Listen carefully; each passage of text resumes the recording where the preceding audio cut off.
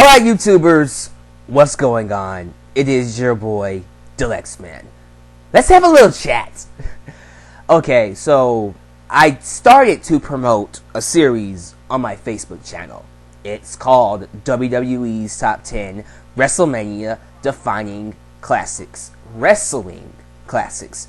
And I was gonna do this whole, in a sense, nostalgia critic series where I would take WWE footage of those matches and I would give my own spin, my own commentary, tell the matches in a perspective that I would tell, that nobody else would tell. And, you know, I had it mapped out, I had all the matches ready, and my schedule just got full.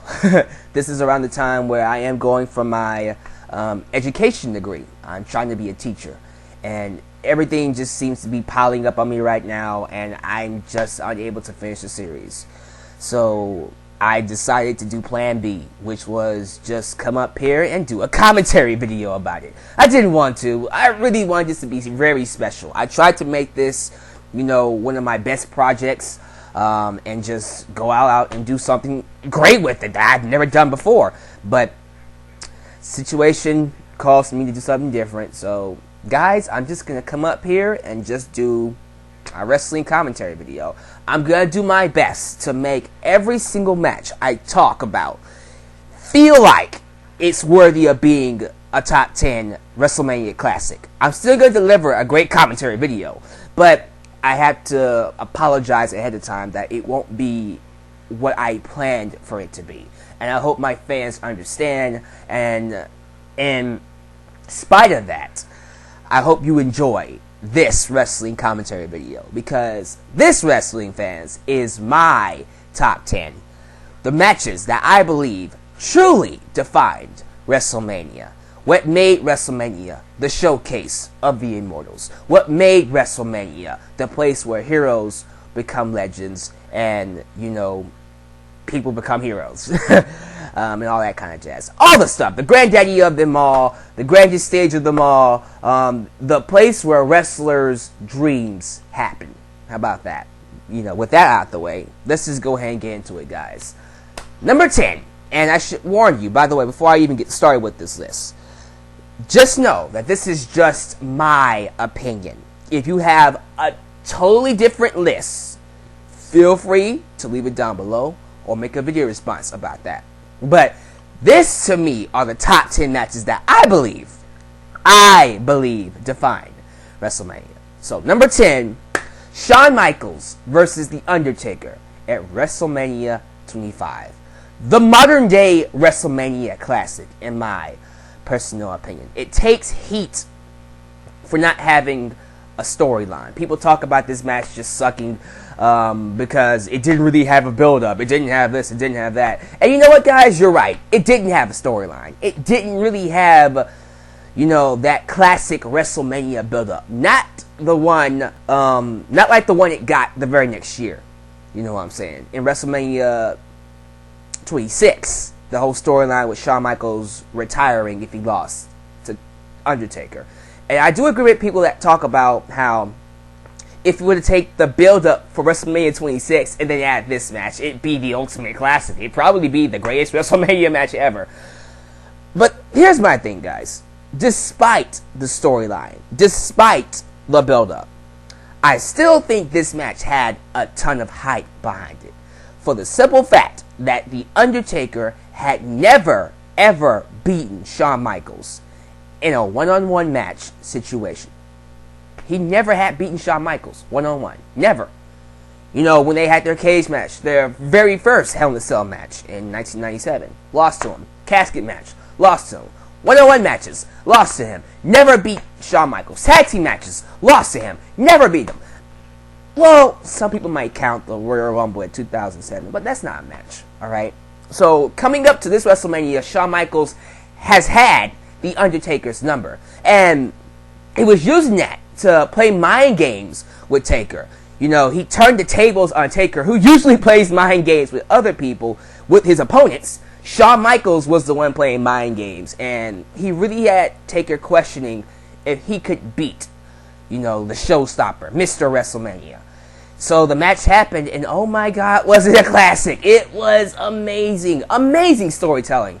With HBK doing whatever he possibly could to beat Taker's streak. He tried submissions. He tried beating him to a bloody pulp.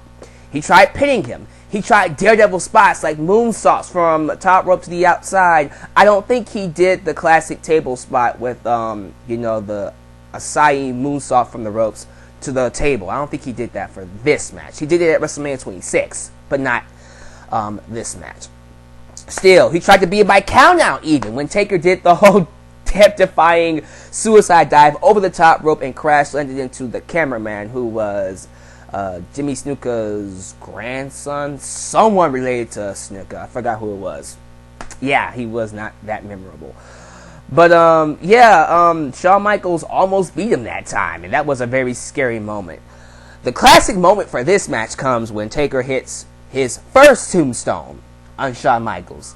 And Shawn Michaels kicks out, and you see Taker's faces go, oh my God. His eyes bulk up, and he's like really shocked, like, oh my God, what do I have to do to beat this guy? And that's a very big deal because around WrestleMania time, Taker's confidence is at its best. It's at an all-time high because it's the streak. When the streak is on the line, Taker is extremely confident about himself. And, he knows that when the streak is on the line, he's going to put his life on the line. You have to not just beat Taker, you have to kill Taker to really take that streak away from him. And in this match, we have tons of moments where we see Taker questioning himself. It's like, holy crap, he kicks out of a chokeslam. Really? He kicks out of a last ride. Oh my God. Then he kicks out of a tombstone. What the hell do I have to do to beat Shawn Michaels? And that added even more drama to the match. It wasn't just about, Shawn Michaels beating Taker. It was if Taker could beat Shawn Michaels. And that is what really added to this contest. But eventually he does beat Shawn Michaels when he does a moonsault off the top rope and Taker catches him and then hits the tombstone, beats him 1, 2, 3. Amazing match. And I'll admit, from a personal experience, for me being there live, I will say I'm a tad bit biased about this match. But I don't care. I think it still stands the test of time as a WrestleMania classic.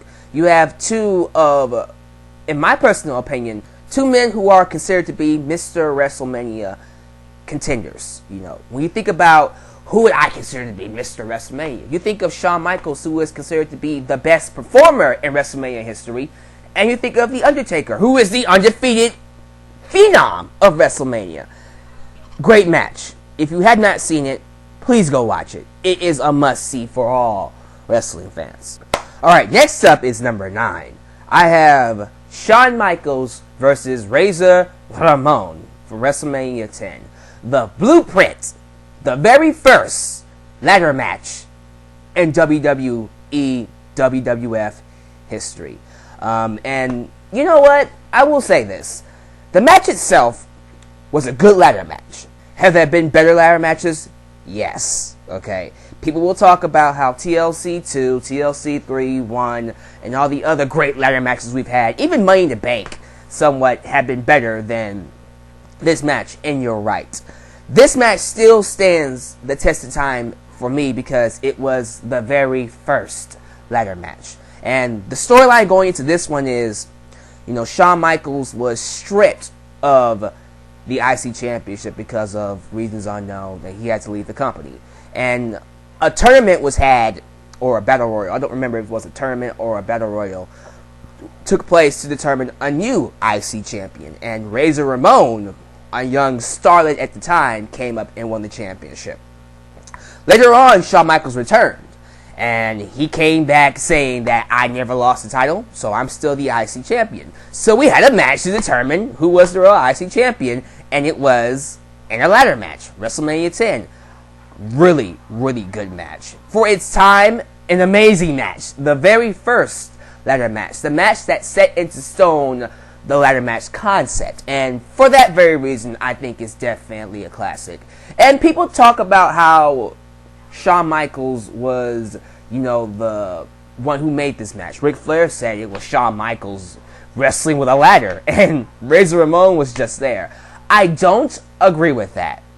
I think Razor Ramon contributed just as much as Shawn Michaels did. And I'm not just saying that because I'm a Scott Hall fan. No, if you go back and watch the match, Razor Ramon did just as much work as Shawn Michaels did. Granted, Shawn Michaels had the biggest spots of the match, you know, the whole big splash, the elbow drop, and him bumping his ass off in the match.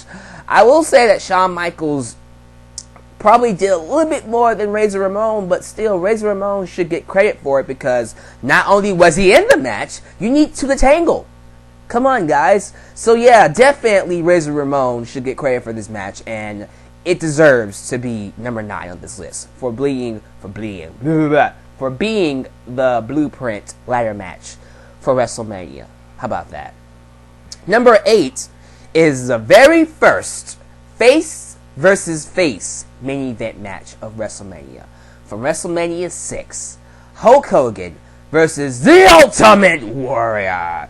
IC Championship and WWF Championship on the line. Very unique experience. Again, one of those matches where the fans were split up. There you know who to cheer for. And it was a great match. You know, to me, the Ultimate Warrior's best match in his career. Now, the Ultimate Warrior appears again in this list later down the line, where I talk about, you know, the top 5. But even then, I still think this was the Ultimate Warrior's best match. I can't say much about it. I mean, again, the very first ever face versus face match. And the crazy thing about this is, the Ultimate Warrior won. He beat Hulk Hogan. You never ever thought someone would beat Hulk Hogan in his prime. In his prime now, okay? This was still when Hogan was the man to beat, where if Hulk Hogan was to get into a match, he was the odds-on favorite to win. And it came down to where, you know, Warrior was, you know, beating up Hogan, and Hulk Hogan hulked up. When Hulk Hogan hulks up, that's it. Nobody ever beats Hogan when he hulks up. That's like the Superman moment of Superman moments. But when Hogan was going for the leg drop, Warrior rolls out of the way, hits him with the splash, 1, 2, 3. Now Hogan does kick out just a split second after the 3 count to make it seem like, well, he could have actually kicked out, but he just missed it. Still, he beats Hogan clean. No nonsense. 1, 2, 3, and the Ultimate Warrior walks out with both the IC Championship and the WWF Championship. The ultimate moment for the Ultimate Warrior. Classic match, definitely. If you have not seen it, please go watch it. Next match is one of those very few WrestleMania matches where I felt a celebrity involvement, the celebrity involvement, actually helped the match. Shawn Michaels versus Stone Cold Steve Austin with Iron Mike Tyson as the special enforcer for the WWF Championship at WrestleMania 14. Guys, this was the very first WWF match that I've seen. This was the one that made me go, okay, I'm a WWF fan now. Screw WCW. And it could have come in a better place. Right smack in the middle of the Monday Night Wars, you know, WCW was kicking WWF's ass, and they needed something to help launch them. And they struck gold with Iron Mike Tyson, who was the baddest man on the planet. And he got involved with this awesome match. It was already an awesome match. It was Stone Cold Steve Austin, who was, you know, the guy that didn't trust anybody. Remember that? DTA, don't trust anybody, and loved to raise hell. You had Shawn Michaels, the degenerate of Degeneration X, who broke all the rules, who had all this, you know, sexualized, vulgar attitude, you know, suck it, doing all kinds of stuff, strip poker, and it was awesome. So the two top stars of the company at that time coming together to wrestle at WrestleMania 14, and then you throw in Iron Mike Tyson. You can't get any better than that. That segment with Iron Mike Tyson and Stone Cold Steve Austin helped launch the Attitude Era, as well as this Ultimate WrestleMania match. And, you know, it was a good match. I had to say that although Shawn Michaels was hurt, and, you know, when you hear about his story, if you watch his DVD or whatever, you will know that Shawn Michaels wrestled in agonizing pain during this match. And, you know, when you look at it from that perspective, you appreciate him a lot more for what he's done. Because before then, I didn't even know that he was hurt in this match. But after knowing that he's hurt, you go back and watch this match and you see that he is like grimacing through every step and every move. Still, really good match. Even when Shawn Michaels is hurt, he was on a good match. The match ends with Stone Cold Steve Austin countering the super kick into, the Stone Cold Stunner, and he wins the championship. The Austin era has begun! Classic Jim Ross line. And then after the match, we see Mike Tyson, who was working for DX at the time, turn on Shawn Michaels and knock him out. Classic WrestleMania moment. Again, the celebrity involvement actually helped the match. Alright, number 6 is what I consider to be the ultimate dream match. By the way, that term dream match gets misused a lot on the internet and in wrestling in general. A dream match is a match that we never thought would happen, and it happens. Dream matches is something like CM Punk versus Stone Cold Steve Austin, Shawn Michaels versus Daniel Bryan, Daniel Bryan versus Kurt Angle, Randy Savage versus CM Punk. Some of these matches, like I just said, Kurt Angle versus Daniel Bryan, is more likely than others because it can still happen. But it's highly unlikely it will happen. Mickie James versus AJ Lee, it's highly unlikely that it will happen. Those are dream matches. Hulk Hogan versus The Rock at WrestleMania 18. That is a match that, at the time, we never thought would happen. Highly unlikely it would happen. But it did happen. And we got it. And you know what? People talk about, yet again, it didn't have build. Because it only took an announcement. The Rock was fighting Hogan at WrestleMania 18. And that was it. Well, there was that Monday Night Raw where they put The Rock in an ambulance and then they ran over the ambulance. That, I can guess, was some hype for the match. But it didn't really do much. Let's be honest. Still, despite, again, the lack of storyline added to the match, this was still a classic match because it was two of the biggest names in wrestling. Hulk Hogan, Hollywood Hulk Hogan, the biggest heel in WCW, as well as the biggest face for the WWF, was coming to face the biggest superstar in wrestling history, in my personal opinion. The guy that transcended the WWF into Hollywood, The Rock. The name itself was marketable enough for WrestleMania. And then we get to the match. One of the biggest crowd reactions to ever happen at WrestleMania. They were in Toronto, I believe. Yeah, Toronto, Canada. And The Rock was the face, and Hogan was the heel. And the match started, and both of them switched roles. They booed the hell out of The Rock because they wanted Hulk Hogan to win. They got behind the Hulkster from the start. And I have to talk about the moment where Hulk Hogan hulks up, because before the moment where Hulk Hogan hulks up, I was in full support of The Rock. I was like, screw the fans. Screw Toronto, Canada. No, The Rock is the face. The Rock is the man. And then The Rock hits the rock bottom on Hogan, and then he hulks up. And I'm sorry, I go back to being a kid again, because as a kid, Hulk Hogan was my dude. That was it. When you hulk up, done. Over with. It's over with. And so he hulks up, he hits The Rock, woo, woo, woo, boot to the face, you, and then hits the leg drop. 1, 2, and The Rock kicks out. And even for that one little split second, I turned on The Rock too, because I was just like, are you freaking serious? How are you going to kick out of the freaking leg drop? That should have been it. For that split second, I became a Hogan fan too. But, The Rock beat Hogan, and Toronto didn't like that. But what was awesome about it was after the match, where, the NWO, Scott Hall and Kevin Nash came out. They weren't happy with Hulk Hogan showing respect to The Rock because he beat him fair and square. He shook his hand, and they beat up Hulk Hogan. The Rock came back and saved him. And then we have that great moment where we see The Rock and Hulk Hogan posing inside the ring. Doing the whole Hogan shtick. All that and stuff like that. And then we see Hulk Hogan raising The Rock's hand, saying that I'm passing the torch. This guy is the new icon of professional wrestling. It was awesome. Great moment. Great moment to see. Now, we would have a similar moment in 2013, where The Rock would hold up John Cena's hand, and then The Rock would be all like, this guy right here. If you just look at the pictures, there's actually a meme about it where we see Hulk Hogan humbly, giving the moment to The Rock, and The Rock's all like, I don't deserve this.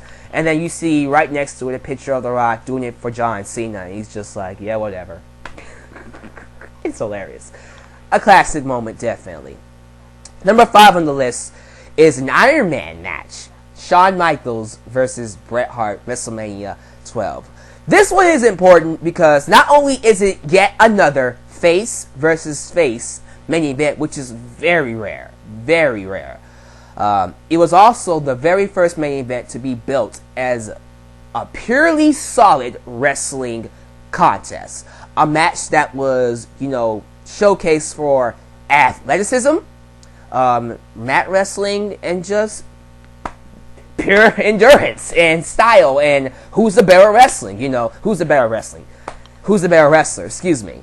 And, during this period, these were the best wrestlers that can do it. Shawn Michaels and Bret Hart, 1996, were the only two people who can actually have this match.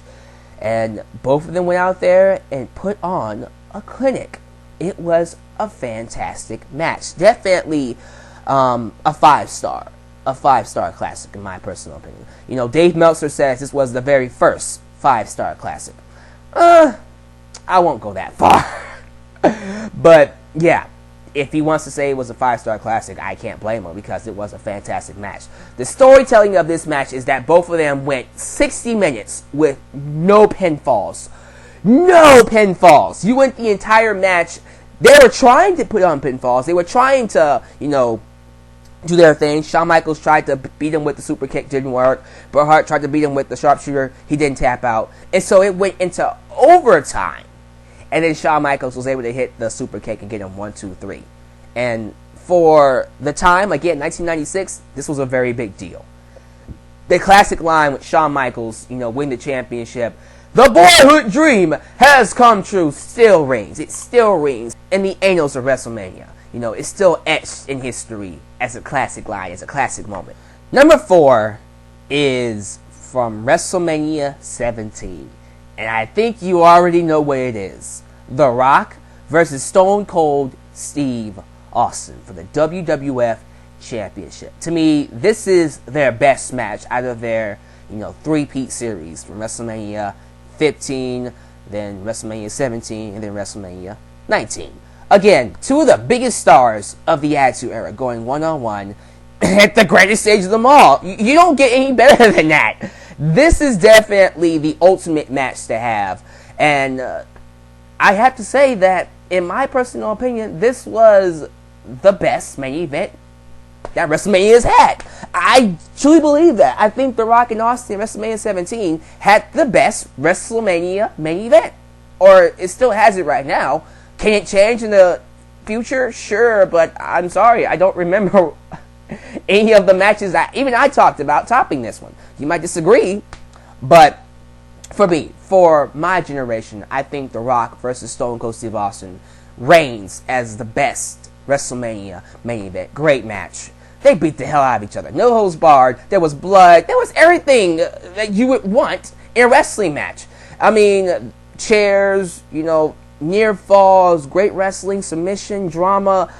The only problem with this match, and I had to talk about this, was the ending. I thought Austin turning heel on The Rock, although it made sense, although, Austin, doing whatever he possibly could, whether it was selling his soul to the devil, which was Vince McMahon, and turning on The Rock, turning on the fans to be WWF champion. I understand that. That makes sense. But for Austin's character and for what it did, from hindsight point of view, it really didn't do anything. And Austin should have just stunned Vince McMahon after the match.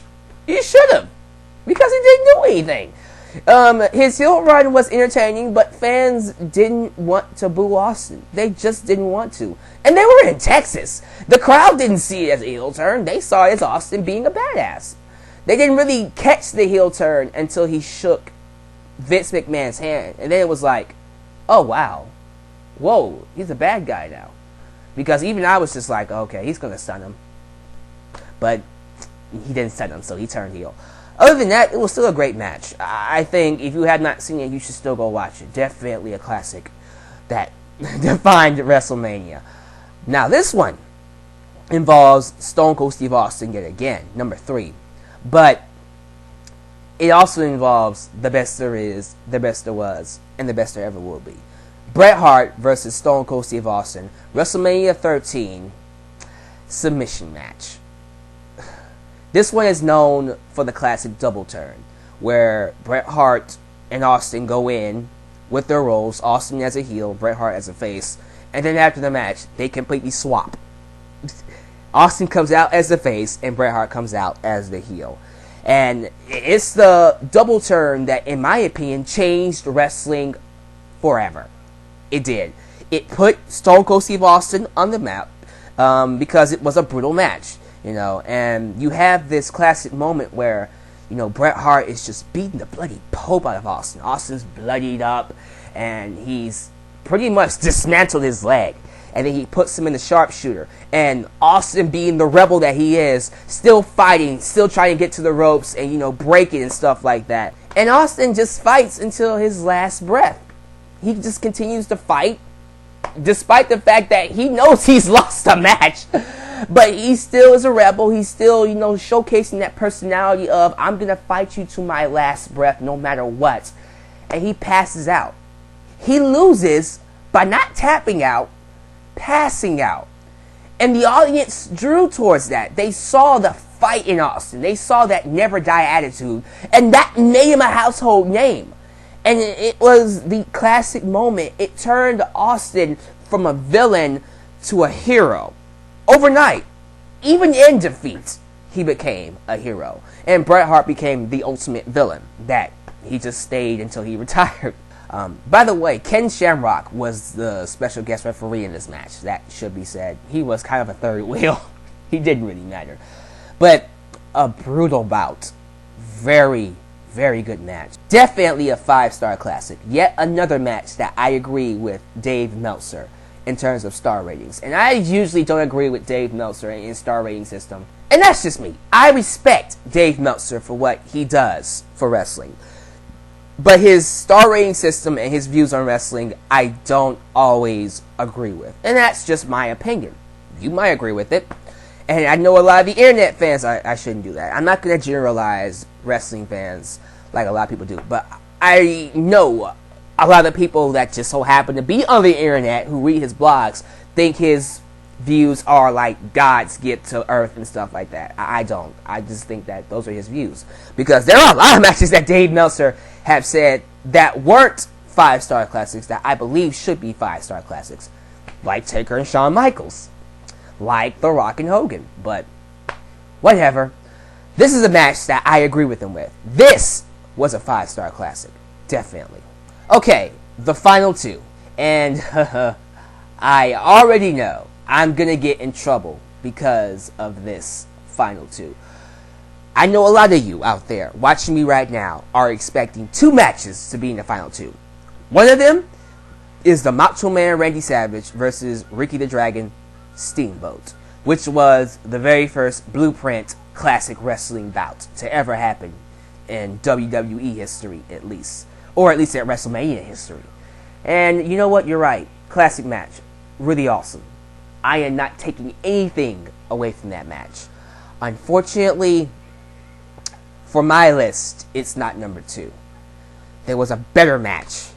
It involved the Macho Man Randy Savage, but his opponent was not Ricky the Dragon Steamboat. It was the Ultimate Warrior. At WrestleMania 9, their retirement match. Now, hear me out before you start throwing crap around the room in anger. Deluxe Man, how dare you not put Randy Savage and Ricky the Dragon Steamboat on your list? Let me explain. Okay? First off, this match by itself had amazing hype. The Macho Man cost the Ultimate Warrior his WWF Championship against Sergeant Slaughter at the time, who was apparently in support of Saddam Hussein. That's a big deal back then. I'll get into that in a later time. But You know, we have that heat going into their match, and then their promos were amazing. You know, you got the Macho Man Randy Savage talking about, oh yeah, I'm gonna take your career, and there ain't nothing you can do about it, dig it! And then you have the Ultimate Warrior and his whole shtick. I can't do an Ultimate Warrior impression. I'm not even gonna try to do it. I don't even know how that Macho Man Randy Savage impression was, so it was probably bad. But this match had a lot of hype going into it. And then we get to the match. First thing we see is Miss Elizabeth sitting in the front row.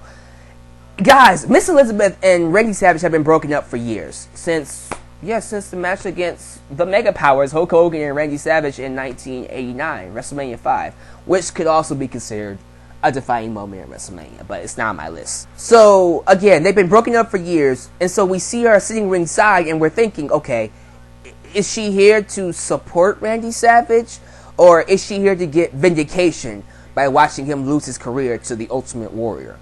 So, her appearance by itself added to this match because of their history. Then we have, Macho Man Randy Savage come out with Sensational Sherry, who's the queen, and he's the king because, he's the Macho King at the time because he's the King of the Ring, I believe, right? Did he win the King of the Ring? I think that's why he's called the Macho King. And then the Ultimate Warrior comes out. And here's the crazy part. We usually see the Ultimate Warrior run to the ring, shake the ropes, Ultimate Warrior, and stuff like that. He walks to the ring. Yeah, guys, he doesn't run. He walks to the ring. And he has this serious look on his face because he knows that this could be his very last match. That little nuance added so much to the match, guys. You guys have no idea. And the commentators, Gorilla Monsoon and Bobby Eaton, I believe, they communicated that to the audience really well. I miss good commentary like that. I really, really do. But, stuff like that added importance, and it highlighted how detrimental this match could be to both of their careers. Then the match happened. A brutal fight. They beat the hell out of each other. It was pretty much a contest of how much the other person can take a punishment. Who could take the most punishment and win. That was pretty much the story of the match. It was pretty crazy. And we had a lot of interference from Sensational Sherry. And in my personal opinion, I think it helped the match. Because again, it's a career-ending match. If you lost, you have to retire. So it would make sense that Sensational Sherry was interfering in every single possible way that she could to save Savage's career. It made a lot of sense. So now, at the end of the match, there's this spot where Randy Savage hits the Ultimate Warrior with 5 elbow drops. Now, keep in mind, during this time, the elbow drop was a finishing move. In other words, when you hit it, that was it. The match was over. He hit him 5 times with the elbow drop. And then the Ultimate Warrior kicks out. Huge moment. It's like, what? What? How the hell are you going to beat him? I mean, even Savage kicked out of the Ultimate Warrior's finisher, which is that splash he does, the Gorilla Splash. And then you see the Ultimate Warrior talking to his hands, and his god's like, is this my destiny? And you see him just questioning himself like, I can't beat him. And you see him walk away like, no, I refuse to lose this match. It's like, is this my destiny? And to see that side of the Ultimate Warrior's character, especially during that time, was a very big deal. It drew a lot of drama to the match and really made it a lot more awesome to watch. Now, the match ends with Randy Savage missing the double axe handle and hitting the freaking barricade head first. And then the Warrior just pretty much tackles him to death. And he beats him. He puts his foot over his chest and beats him 1, 2, 3. Now, that was the match. The classic comes after the match. Now, Randy Savage, he lost. Now he has to retire. Sensational Sherry is not happy. She starts kicking him, beating on him, because he's already beaten up from the Ultimate Warrior. So why the hell not?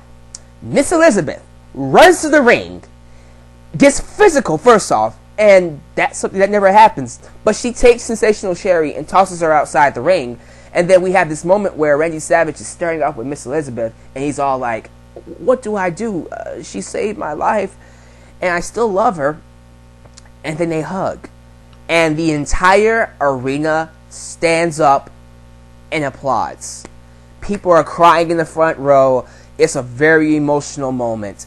Again, we have this storyline that's actually been spanning over years. Since Randy Savage was IC champion and he was abusing her. And they broke up, and like I said, during 1989. Now that he's retiring, he comes back next year. But for this moment, to see them come back together and make up, definitely a classic for WrestleMania. The final match on my list is going to cause some debating in the comment section, and I'm ready for it, guys. When I think about WrestleMania 3, I'm sorry, I do not think about Randy Savage versus Ricky the Dragon Steamboat. And you know what? Again, it's a classic match. It's an awesome IC Championship match. It's a great wrestling match. I am not taking anything away from that match. But when I think of WrestleMania 3, I think about the main event. I think about number 1 on my list, Hulk Hogan versus Andre the Giant, WWF Championship, WrestleMania 3. The story going into this match was that Hulk Hogan was the champion. Him and Andre were best friends. And, Andre was getting to the point of his career where he couldn't work anymore. And for as long as he's been in WWF, he has never gotten one shot at the championship, if I'm not mistaken. Up to this point, he hasn't gotten one shot at the championship. And so Bobby Heenan got in his ear, and he starts talking to him like, Hogan's afraid of you. He's afraid of you. And then Andre feeds into it and turns heel. And, that leads into him, having this drama with Hulk Hogan, and then they have their match at WrestleMania 3. And the hype for this match, besides the storyline we already got that I just talked about, Andre the Giant, going into WrestleMania 3, has never been defeated. I'm going to say that again. For 15 years, going into this match, Andre the Giant was never defeated. Never lost a match. Ever. Ever. Every match that he's been in up to this point, he's won. So now he's fighting Hulk Hogan for the WWF Championship in the main event of WrestleMania 3. Of course it's going to draw. Guys, this match sold out the Dome. I think the Dome could only sit like 80,000 seats. They had to make more. Because the attendance, if I'm not mistaken, was 93,173 people. So, they had to put chairs around the ring. That was a lot of people. Even nowadays, that's a lot of people. And then the match took place. Was the match a wrestling clinic? No, it wasn't. Like Shawn Michaels at WrestleMania 14, Andre was wrestling hurt. And it was really obvious this guy was hurt. But he still had the match because he wanted to put over Hulk Hogan. Still, the match happens, and then, Hogan does his usual Hulk up, brother. And, he does the you punch. And he hits him with the big boot, he doesn't go down. He hits him with another big boot, he doesn't go down. And the story throughout this match was Hulk Hogan trying to pick up and slam Andre. He attempted it numerous times throughout the match, but it wasn't until the end where Andre was weakened, and he finally picks up this over 500-pound guy and slams him down to the mat. That arena went nuts. Classic WrestleMania match. Hits him with the leg drop, pins him 1, 2, 3. Hulk Hogan walks out with not only retaining his WWF Championship, but ending a 15-year undefeated streak. It launched Hulk Hogan into stardom. He was off to the races, and so was the WWF. This match was the match that I believe set into motion what WrestleMania was. This match made WrestleMania the place where heroes become legends. The showcase of the immortals. The greatest stage of them all. This was the very first big-time WrestleMania main event, and it delivered. Thanks to Andre the Giant being slammed by Hulk Hogan. So as much as people appreciate Ricky the Dragon Steamboat versus Randy Savage for being the very first classic wrestling bout. And it is. It was Andre the Giant versus Hulk Hogan that defined WrestleMania 3. And as much as we like to appreciate wrestling quality nowadays, back then it was about the story. And there was no bigger story than Hulk Hogan versus Andre the Giant. There you go, guys. That is my top 10 WrestleMania's most defining wrestling classics list. Tell me down below what you feel about it. If you agree, if you disagree, if you want to debate a choice, go right ahead. I'm ready for it. But I hope you enjoyed this video, and let's hope that WrestleMania 30 gives us one more defining classic. So, I will see you guys in my next video, whatever it is, whenever it is. Hope you enjoy this one, and hopefully it's as good as it would be if it was the project I wanted it to be. So, your boy Alyx signing off. Peace out.